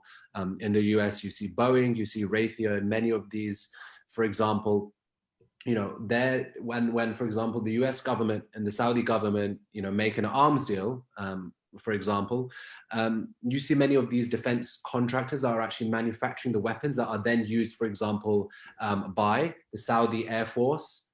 We call them an Air Force, but they're so badly trained, they end up hitting everywhere else. So I use that term loosely. The Saudi Air Force then uses this equipment. So you do see a lot of Western companies that are directly supporting or that are complicit and profiteering very much from a lot of the conflicts. And we've all heard a lot about Blackwater, for example, and the role that it played during the Iraqi civil war in terms of perpetrating a lot of deaths there, Sunni and Shia as well. In terms of the particular point of the fact that the activists are non-Muslims, you see many, for example, when it comes to the Palestinian issue, you see many Jews, and I've had like Jewish friends. I've got a really good Jewish friend actually who studied with me during my undergraduate degree, and now he's at Oxford, and he's engaged in a lot of great research and activism. And you'll often see him posting on Twitter, against the recent, for example, the annexation of settlements, or the annexation of the West Bank through the building of settlements, the eviction, the forcing out of people from the Sheikh Jarrah neighborhood in East Jerusalem, speaking out against these things. So you actually often see non-Muslims that tend to take up a very, very sort of active stance in relation to issues that are affecting Muslims, whereas a lot of us tend to be very quiet, in terms of these issues. And like I said, the flip side is a lot of, governments. For example, you look at, Imran Khan's response to the Hazara genocide. You've got a large Hazara community in northern Pakistan, and they've often been targeted by the Salafi jihadi groups in Pakistan. And when the Hazara community, invited him to the northern regions to visit him in order to have a dialogue about the issue, he said, that don't blackmail me, right? As if there is some sort of a political thing. Whereas when it's kids and women dying, that's obviously not a political thing. So to me, it's irrespective of whether they're Muslim or non-Muslim. You often see a lot of hypocrisy where there are Muslim governments or Muslim leaders that don't speak out for sort of humanitarian rights in general, let alone sort of Muslim rights specifically. And then you often see many non-Muslims that do tend to speak out, and take a stance on many of these issues. I don't know, Abbas, if you've got anything to add on that. No, that was sufficient. Just to conclude, to add that these stances require wisdom, and we're going to have to make alliances with people who believe in things that we might be uncomfortable with. I'm not saying that about arms dealing, but in general, like, they might not believe in our principles. And as long as we're not being used by them or being swayed by them, and they support our cause, we can work with them. There is a place for amal al-ma'ruf and nahi anil munkar. There is a place for that, but there's also a method of that, and it should not be done at a way which is the cost of our survival, especially if for Palestine, where we're going to have so many different people we're working together with. So it requires an inclusive approach, a diplomatic approach, sometimes a wise approach, and yeah, one which is selective in communication. So that's what I was going to add. Mm-hmm. Agreed. And there was a further question, and we did touch on this a little bit earlier, obviously, when it comes to leadership, which Brother Ja'far mentioned, and he's just said that, asking to strengthen the leadership. And I do agree that we do have the leadership there. We've got the resources and the facilities. Maybe we're just not using it, or take advantage of it in the right way. So there's been a question from Brother Ali, I would assume the same Brother Ali, who said that generally speaking, our mosques and Husseinias are very quiet on the topic of political activism. Given the current global climate, Why do you think this is, and what should we do about this? I'll let you answer, and then I'm happy to jump in, inshallah. On the one hand, ulama have a role in this, especially to link some of these points in a practical way. I remember that Huz Hussein was only formed when I think it was Sheikh Jafar in Istanbul mentioned it on the Mimbar once, that there should be something called Huz Hussein, where we talk to the world about Huz Hussein. He just said it like that. And after that, the youth started thinking, well, let's actually outdo Amal and look at what's become now. And that came from one statement on the Mimbar, which I don't even think he knew the extent that it would have caused. So there's a role for Mimbar. There's a role for Mimbar. But we cannot expect the ulama to be experts in, all of them to be experts in politics. Some will have some expertise in some issues, but they will not all be Imam Khomeini. We have to do that on ourselves. We need journalists, we need policymakers, we need activists, we need spokespeople, we need people in corporations. This is not on the ulama. This part is on us. What we need either is an alim, a scholar who understands these issues and can advise us on them when it comes to ikhtilaf, so we know we're following the Sharia, or at least they allow and give space for the community to do these things and they don't get in the way by arguing on very parochial lines, or that there's no such thing as some politics and these things. That doesn't help. But in answer to your question, yes, we need more from Mimbar, but honestly, when I mentioned theory and practice, we need this link together. We haven't done all the work for theory either. Like we don't, we're not perfect worshippers who are ready to take this responsibility. We haven't even done the groundwork in many issues yet, where people are not paying khums, or people are not praying, or people are still asking about things like moon sighting as if their whole deen depends on this. We're not ready for a lot of issues that we are asking for us. So our ulama, in going through the Quran and the prophets and these stories, does help us make our foundation firm. But you're right, after that part is done, in tarbiyah, you go into the next level. And what we need is someone, a scholar, who recognizes this and transitions us from looking at our sources to using our sources.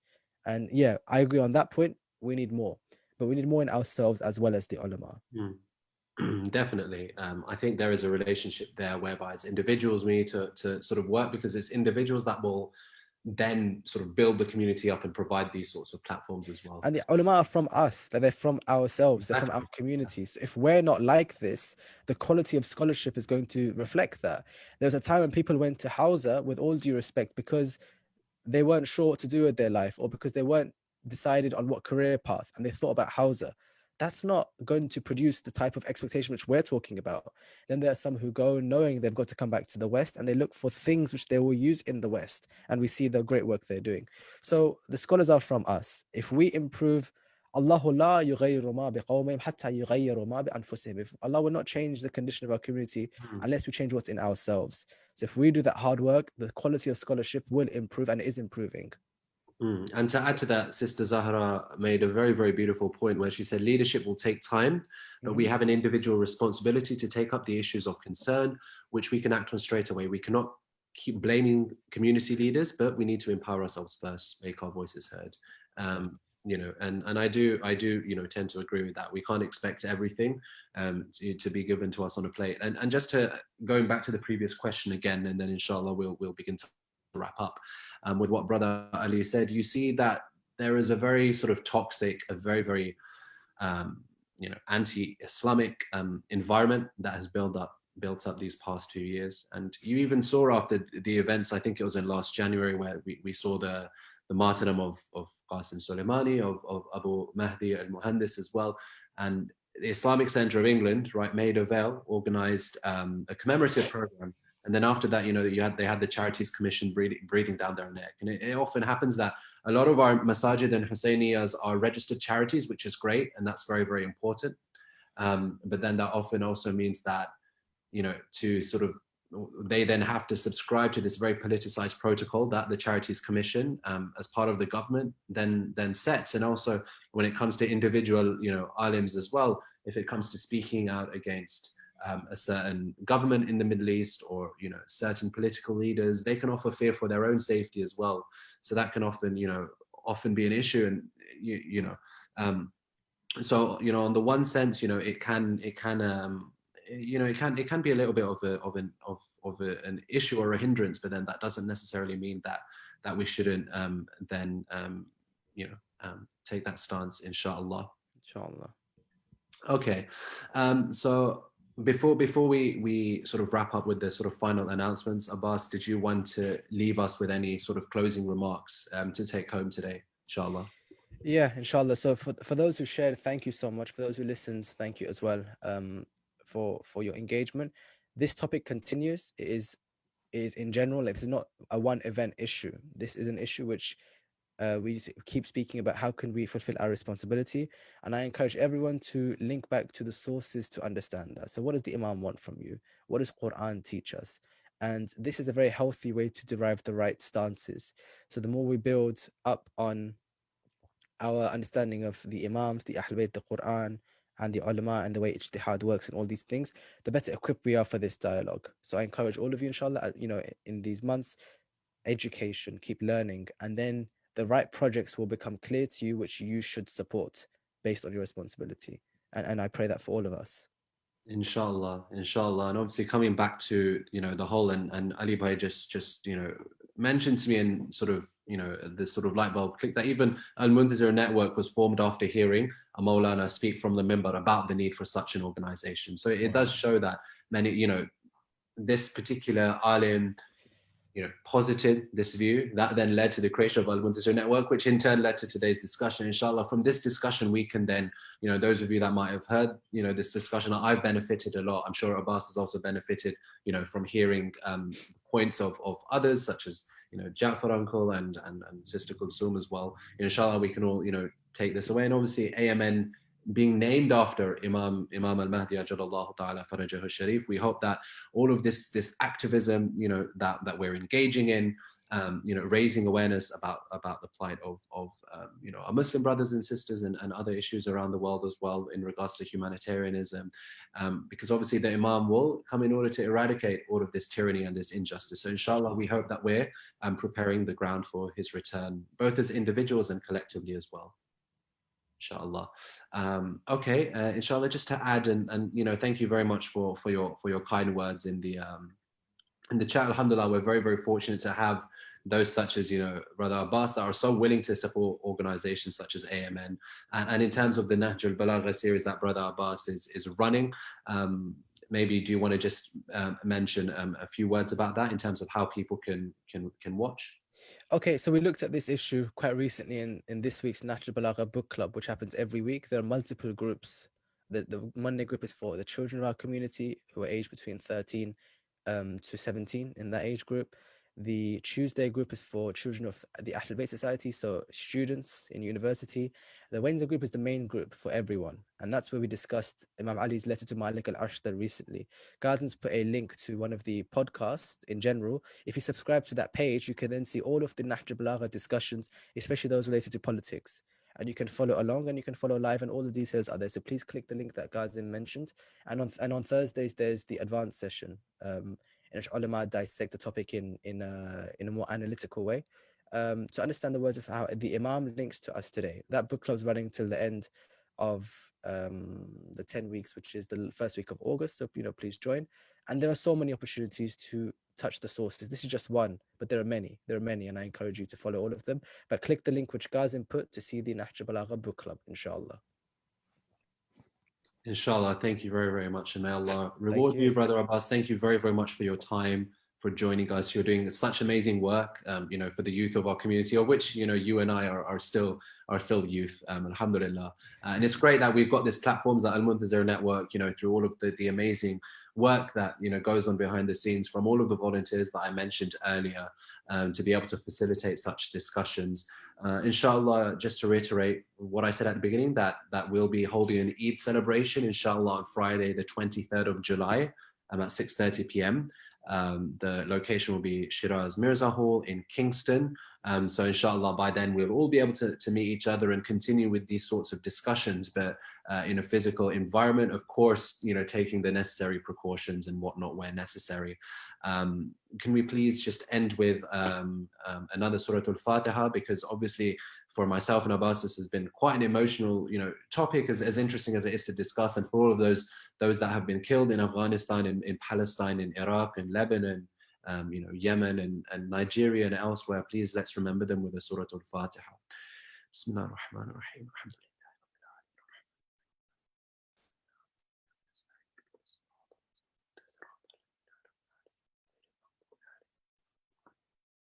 And as always, just keep updated with all of our future programs on the WhatsApp group, on Al-Muntazir Network, on Facebook and Instagram, and also please visit our website almuntazir.net. And I think let's also recite a dua faraj, inshallah, praying for the protection and for the duhur of the Imam of our time. Bismillahir Rahmanir Rahim. Allahumma kulli waliyika al-Hujjat ibn al-Hasan salawatuka alayhi wa ala في هذه الساعة وفي كل ساعة وليا وحافظا وقائدا وناصرا ودليلا وعينا حتى تسكنه أرضك طوعا وتمتعه فيها طويلا برحمتك يا أرحم الراحمين. Allahumma salli ala Muhammad wa ali Muhammad wa ajil farajam. Thank you again, Brother Abbas. Thank you. Thank you so much for everyone. Alhamdulillah. Thank you. Thank you. Keep us all in your du'as, inshallah, and take care. Assalamu alaikum wa rahmatullahi wa barakatuh.